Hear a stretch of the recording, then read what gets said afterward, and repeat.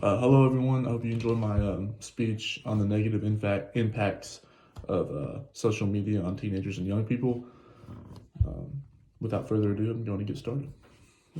Rachel Emke, in her article on childmind.org, which was accessed on April 2nd, 2020, referenced a survey of 14 to 24-year-olds conducted by the Royal Society for Public Health. That survey found that Snapchat, Facebook, Twitter, and Instagram all led to increased feelings of loneliness, depression, anxiety, and poor body image for young people. For those reasons, I am proposing that social media is in fact harmful to teenagers. Social media was created as a way for young people to connect and for people to get to know one another. However, social media has many negative effects on young people, which lead to many problems in the short term and in the long term. In this speech, I'll explain the value object, hierarchy, criteria, and I will give you applications. Value object is just simply social media. Social media platforms include Twitter, Facebook, Instagram, and any other forms of online chat rooms. The value hierarchy, value one, which is just self-respect, is something that all teenagers need to have. It is simply the act of valuing oneself at a high level without comparing oneself to anybody else, or the act of feeling inferior. Value two, which is just privacy, is really just the right to not be disturbed or looked at by other people in any form or fashion. Value three is happiness, which is something that all individuals need to strive for, but is specifically important for young people just to be happy, and that act should not be attacked by social media. Just being content in all aspects of life. Now that I've explained the value object and hierarchy, I will now proceed to the criteria.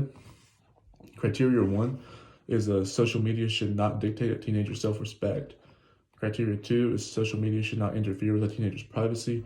And criteria three is social media should certainly not dictate a teenager's happiness. Now that I've talked about the criteria, let's move on to the applications. Argument one is that self-respect is something that all teenagers need to have. However, social media tries to attack an individual's self-respect in many ways. One of the major ways self-respect is attacked on social media is through cyberbullying. Stephanie Pappas, in her article on livescience.com published on June 22nd, 2015, quoted Michelle Ham, who is a researcher on pediatrics at the University of Alberta. Ham stated there were consistent associations between exposure to cyberbullying and increased likelihood of depression.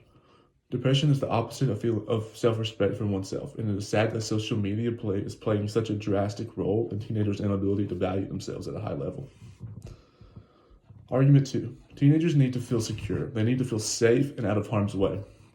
Unfortunately, social media is making this increasingly difficult by the way of privacy breaches. Mary Madden, Amanda Linhart, Sandra Catorsi, Urs Gasser, Meave Duggan, Aaron Smith, and Meredith Beaton all contributed to an article on pewresearch.org published on May 21st, 2013. And it stated, teens are increasingly sharing personal information on social media sites, a trend that is likely driven by the evolution of platforms teen use as well as changing norms around sharing.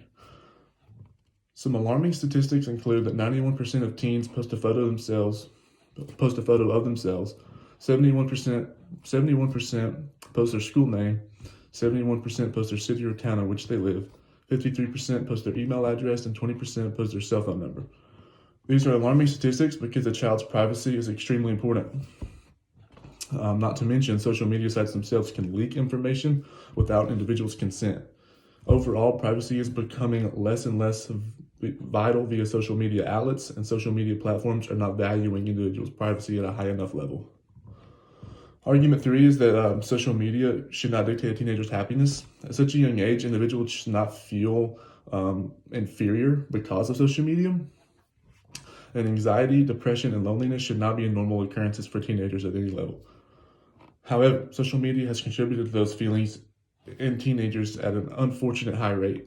An article from an unknown author on franskinhealth.org published on August 15, 2019 stated that social media can contribute to depression by increased feelings of isolation and decreasing face-to-face interactions. It does not even need to be from cyberbullying.